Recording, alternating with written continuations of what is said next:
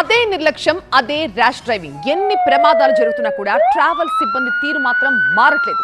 ఖమ్మం జిల్లా నుంచి మనకు ఒక బ్రేకింగ్ న్యూస్ అంతోంది. ఒక బస్సు అదుపు తప్పినట్టుగా తెలుస్తోంది. ఖమ్మం జిల్లా పెనుబల్లి మండలం కొత్తలంకపల్లి రైల్వే బ్రిడ్జ్ పై ట్రావెల్స్ బస్సు ఒకటి బోల్తా కొట్టింది. అతి వేగం కారణంగా అదుపు తప్పింది శ్రీ కేవీఆర్ ట్రావెల్స్ బస్సు. ఆ ప్రమాదం తాలూకా దృశ్యాలు మనం చూడొచ్చు. చాలా భీతావహ దృశ్యాలు ఇవి. బస్సు మొత్తం ఒక్కసారిగా పక్కకి తిరగబడిపోవడంతో ముందు భాగం అంతా కూడా ఎలా నుజ్జునుజ్జైందో.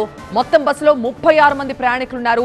ప్రమాద తీవ్రత చూస్తే చాలా సివియర్ గానే ఉన్నట్టు కనిపిస్తోంది. 22 మంది స్వల్పంగా గాయపడ్డారు ఈ ప్రమాదంలో. ఇది ఒకటి అదృష్టమని చెప్పాలి. ఎలాంటి ప్రాణ నష్టం లేదు. అయితే 36 మందిలో 22 మంది చిన్న చిన్న గాయాలతో బయటపడ్డారు. నూజివేడ నుంచి హైదరాబాద్ వెళ్తుండగా ఈ ప్రమాదం జరిగింది. గాయపడ్డ ప్రయాణికుల్ని పెనుబల్లి, సత్తుపల్లి హాస్పిటల్స్ తరలించారు. ఏలూరు జిల్లా ముస్నూరు నుంచి హైదరాబాద్ వెళ్తుండగా ఈ ప్రమాదం జరిగింది. బస్సు డ్రైవర్ నిర్లక్ష్యం కారణంగానే ఈ ప్రమాదం జరిగింది అంటున్నారు ప్రయాణికులు. హై స్పీడ్ తో డ్రైవింగ్ చేస్తూ చాలా నిర్లక్ష్యంగా బస్సు నడిపాడని, అందుకే బస్సు బోల్తా కొట్టిందని చెప్తున్నారు.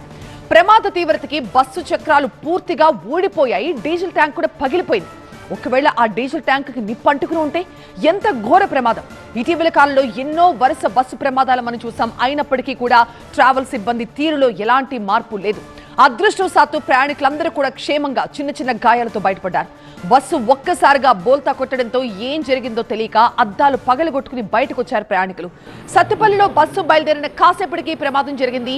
ఒకవేళ బస్సు బ్రిడ్జ్ పై నుంచి రైల్వే ట్రాక్ పై పడుంటే ఘోరమైన ప్రమాదం జరుగుండేదని తీవ్ర భయాందోళనలో ఉన్నారు ప్రయాణికులంతా.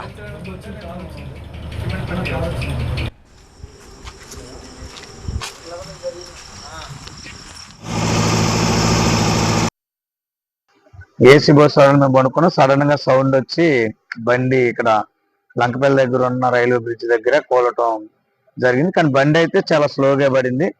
కానీ ఆ తర్వాత అందరూ భయపడ్డారు. ఒకళ్ళు మాత్రం వచ్చి వెనకాల అద్దం పగలగొట్టారు. ఆ తర్వాత నేను బయటకు వచ్చి ఒక రాడ్ ఇస్తే ఆ డోర్లు పగలగొట్టి కొంతమందిని బయటకు తీయటం, లగేజ్ తీయటం జరిగింది. శ్రీ కేవీఆర్ ట్రావెల్స్ అది మూమెంట్ లో వెళ్తున్నాము. బస్సు ఎక్కేసాం, బాగానే ఉంది.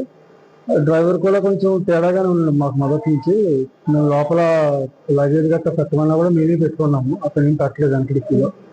మా ట్రాలీస్ అన్ని మేము పెట్టేసుకున్నాం. తర్వాత ఎక్కిన తర్వాత చాలాసేపు మొదలైంది. స్పీడ్ గానే వెళ్తున్నాడు, కంట్రోల్ అవ్వట్లేదు స్పీడ్. అసలు చాలా స్పీడ్ వెళ్ళిపోతున్నారు. అది అప్పటికి నాకు ఎయిర్ తగులుతుంది, ఇంత ఎయిర్ వస్తుంది అనేది అర్థం కాలేసరికి సైడ్ విండో కూడా పగిలిపోయింది ఆల్రెడీ. అప్పటికే ఆ విండో పగిలిపోయింది ఏంటనే క్లారిటీగా ఒకసారి తీసి చెప్తే క్లాత్ ఎక్కితే అక్కడ క్లియర్ గానే ఉంది. అది మొత్తం పగిలిపోయింది అప్పటికే.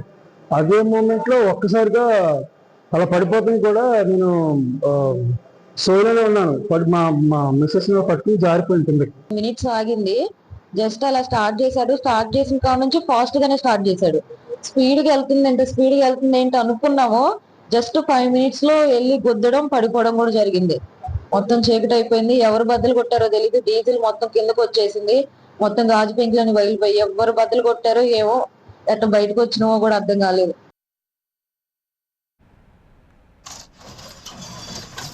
ఖమ్మం జిల్లాలో జరిగిన ప్రైవేట్ ట్రావెల్స్ బస్సు ప్రమాదం తాలూకా ఎలా జరిగింది ఏంటి అనే విషయాల్ని ఆ ప్రయాణికులు చెప్తున్నారు. బస్సు బయలుదేరిన కొద్దిసేపటికే ఈ ఘోర ప్రమాదం జరిగింది. బస్సు స్టార్ట్ అయిన దగ్గర నుంచి డ్రైవర్ ప్రవర్తన సరిగ్గా లేదు. చెప్పినా కూడా చాలా ఫాస్ట్గా పోనిచ్చాడు. అనుకుంటూనే ఉన్నాం ఏదైనా జరుగుతుందేమో, ఎందుకింత ర్యాష్గా డ్రైవ్ చేస్తున్నాడని అనుకునే లోపే బస్సు బయలుదేరిన కొద్ది నిమిషాల్లోనే ఈ ప్రమాదం జరిగింది అని చెప్తున్నారు. పూర్తిగా బస్సు ప్రమాదం వెనుక డ్రైవర్ నిర్లక్ష్యం చాలా స్పష్టంగా కనిపిస్తోంది. ప్రయాణికులు చెప్తున్న ప్రకారం బస్సు పట్టంతోనే ఒక్కసారిగా డీజిల్ ట్యాంక్ కూడా పగిలిపోయిందని చెప్తున్నారు. ఒకవేళ డీజిల్ ట్యాంక్ అంటుకుని ఉన్నా ఆ బస్సు బ్రిడ్జ్ పై నుంచి కింద ఉన్న రైల్వే ట్రాక్ మీద పడినా ఎంత ఘోర ప్రమాదం జరిగేది. 36 మంది ప్రయాణికులు బతుకు జీవుడా అంటూ ఆ బస్సు అద్దాలు పగలగొట్టుకుని బయటకు వచ్చారు. వెంటనే ప్రయాణికులు అప్పటికే ఎవరు నిద్రపోలేదు కాబట్టి, నిద్రమత్తులో లేరు కాబట్టి ఇమీడియట్ గా స్పందించి ఆ బస్సు అద్దాలు పగలగొట్టి అందరూ కూడా ఎలాగోలా బయటపడ్డామని చెప్తున్నారు.